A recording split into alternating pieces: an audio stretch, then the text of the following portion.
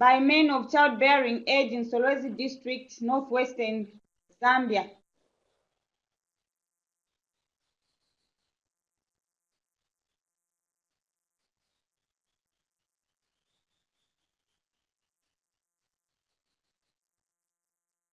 Introduction.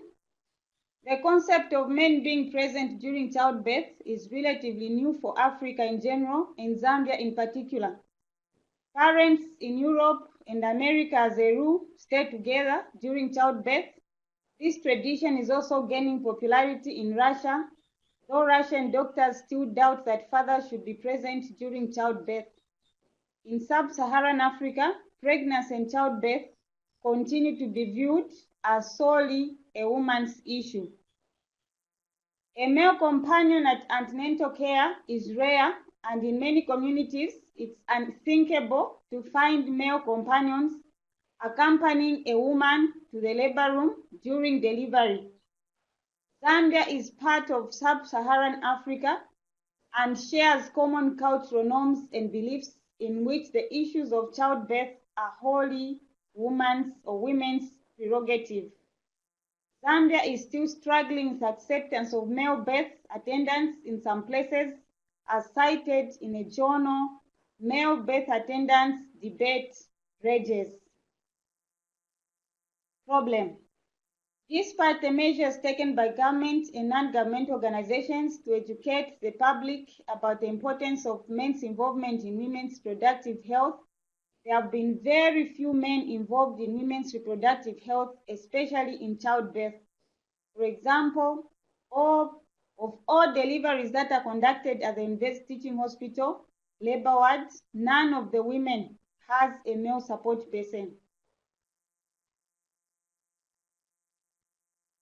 This can be attributed to lack of knowledge on the importance of partner support, cultural values and beliefs, attitudes of health personnel, and the inappropriate infrastructure. Studies have shown that women whose partners were present during labor experienced slightly shorter duration of labor, greater likelihood of spontaneous vaginal birth, reduced need for intrapartum analgesia, and had better support during puerperium. Prosky ADCA model of change management was used in this study. The name ADCA is an acronym based on the following 5 key goals or building blocks. A stands for awareness of the need for change. D, desire to participate and support the change. K, knowledge on how to change. A, ability to implement required skills and behaviors. And R, reinforcement to keep the change in place. The model is based on the understanding that for one to manage change, the person should first of all be aware of the need to change. In the same manner, there is need for men of childbearing age to be aware of the importance of their support for women in labor, as this will achieve a successful outcome of labor. The main objective of the study was to explore the knowledge and perception of men on male involvement as support persons in labor among men of childbearing age. The study was to answer the null hypothesis. There is no association between male involvement in labor and the following factors: knowledge, perception, and support. The study was conducted in communities of Solwezi, northwestern Zambia. The study population comprised of men of childbearing age, which is between 20 and 49 years of age, non-probability convenience sampling comprising all the men of childbearing age, that's 20 to 49 years, in the sites of the setting. Study population was 650, 455, and sample size was 384, calculated using OpenAPI version 2 open source calculator. A self-administered questionnaire was used to collect the information. Summarized analysis of literature on the next slide.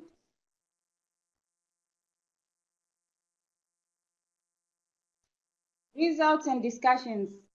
Results show that of the respondents who were able to offer good support to their partners in labor, 46.9% had good knowledge, while 74.6% with low knowledge offered poor support. This shows that there's a relationship between knowledge and the kind of support offered to women in labor, evidenced by a p-value of 0.002. On the willingness of the expecting partner to be supported, 81.6% of the respondents who offered good support had partners who were willing to be supported in labor, whereas 35.8% of those who offered poor support had partners who were not willing, with a p-value of 0.01. Culture also had a relationship with the kind of support offered to women in labor. This was demonstrated by 85.4% who came from a culture with a negative view on support but offered good support, and 95.5% from a negative cultural view who offered poor support. The current study shows that there's a relationship between knowledge and the support of women in labor, as shown by the p-value of 0.02, which makes us to reject the null hypothesis. When it comes to how respondents felt about supporting their partner, 64.3% of those who had a positive feeling offered good support, compared to 35.7% of those who had negative feeling. This is translated into a p-value of 0.001, which is significant, and hence the null hypothesis is rejected. This shows that the more positive a person feels about something, in this case support of women in labor, the more likely they are going to take an action. The study results show that men had low knowledge on the benefits of their involvement in childbirth. Therefore, there is need for nurses to improve on giving information, education, and communication to men and their partners on the benefits of male involvement in childbirth. Those are some of the references that I had in the conclusion and the future step. From this study, it can be concluded that men's prior preparation to attendance at labor and childbirth is important for them to have a positive experience. They will need education about labor and the childbirth processes so that they are aware of what to expect when they accompany their partners for childbirth. Women too need to be educated on the benefits of them being supported by their partners in labor so that they are not barriers to their own benefits.